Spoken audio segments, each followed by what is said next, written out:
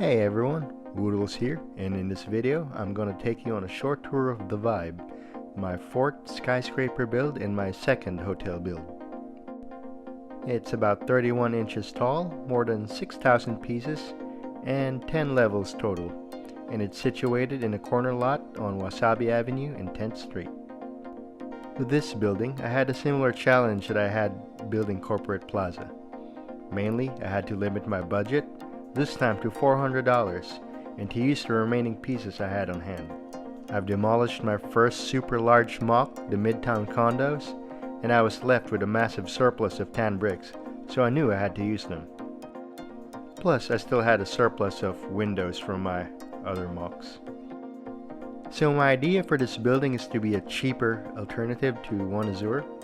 That hotel is supposed to be a 5-star hotel with fancy bars and restaurants, so the Vybe is aimed at younger minifigs who value style, vibrance, and luxury, but don't have to spend a fortune on a room. I tried to make the design as striking and as playful as possible, with a staggered facade and alternating shades of gray.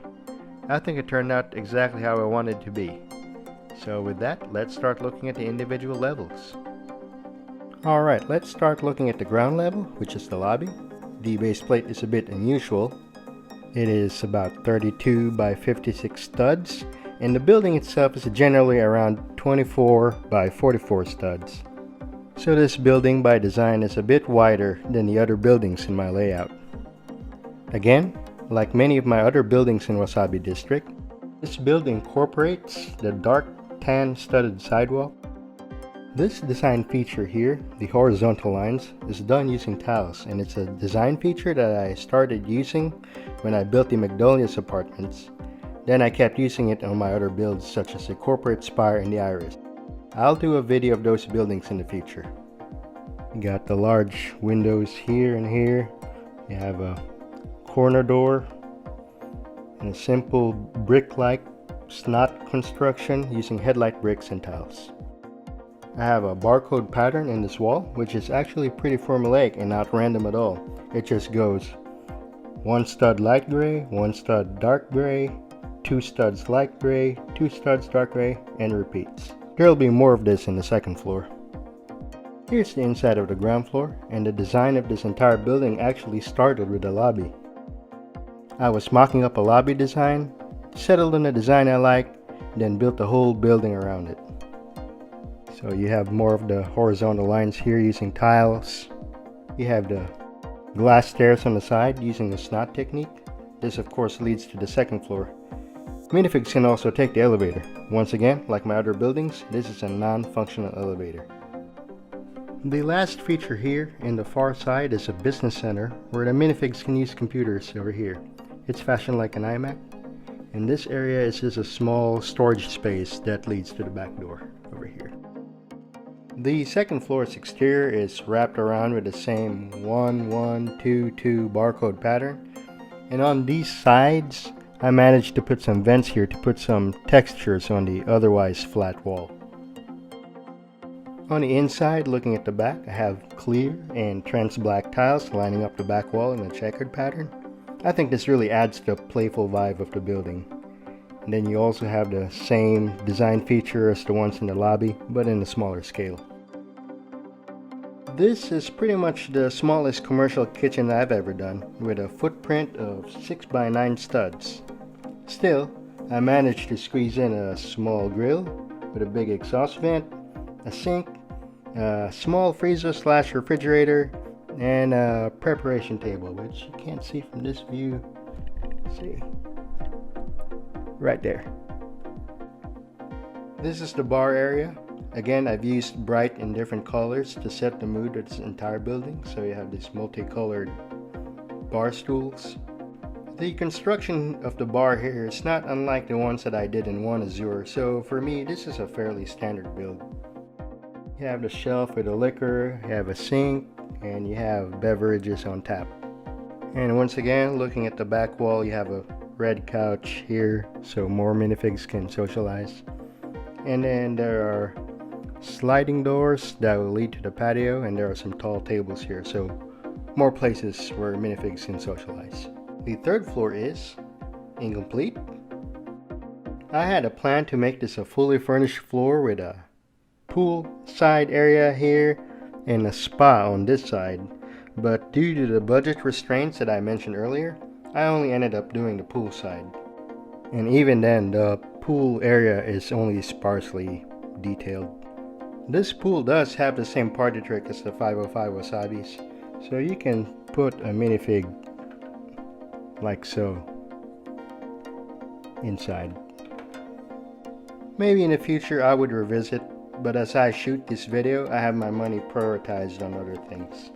Other than that, the exterior is pretty simple. You got the big windows all around, and here is when I start to use the tan bricks, the surplus of tan bricks that I have, as I mentioned earlier in the video. The next 5 levels would be the bulk of the hotel rooms, though I only furnished one floor, as you will see in a bit. On this side and on the faces on either sides, you have a staggered facade with tan brick walls, the large window, and a clear blue brick window with light gray bricks. And on this side, uses more tan bricks and more clear blue bricks. Again, putting those surplus bricks into good use. Other than that, even though the facades are slightly different, they all have the same floor area. Going inside, you will see I have 2 hotel rooms on the fully furnished floor that I have. I have the elevator landing here and the 2 doors that leads to the 2 rooms. The smaller room has a single bed setup with its own bathroom. You have a shower, a toilet, and a small sink. Meanwhile, the larger room has a double bed setup. It also has a small desk, small television here, and a bathroom that has a sink, toilet, and shower. Pretty basic stuff. The rooms here are definitely a contrast from the ones found in One Azure, which has definitely more of a presidential suite vibe. In the hallway between the 2 rooms, there is a vending machine where minifigs here can grab a drink. The penultimate floor is unfurnished, but it's supposed to be a ballroom or a convention area.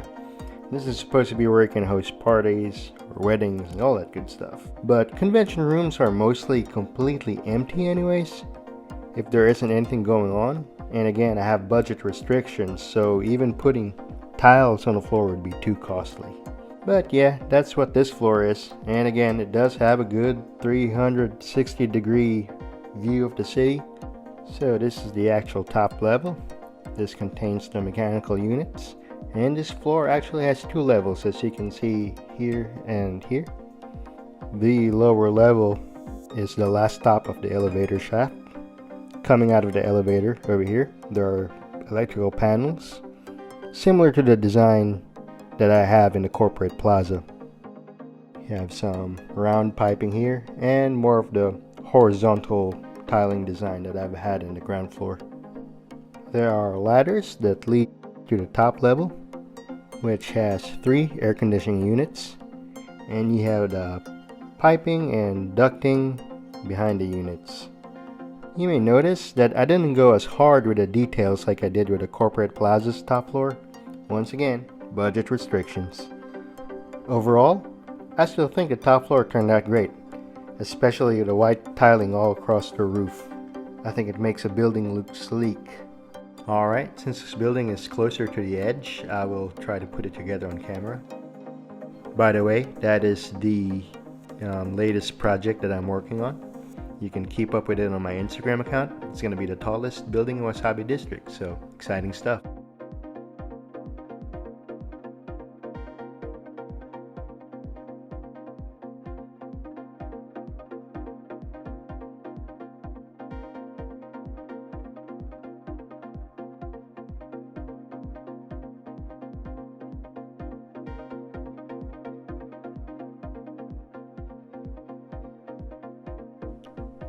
Alright, that concludes the overview.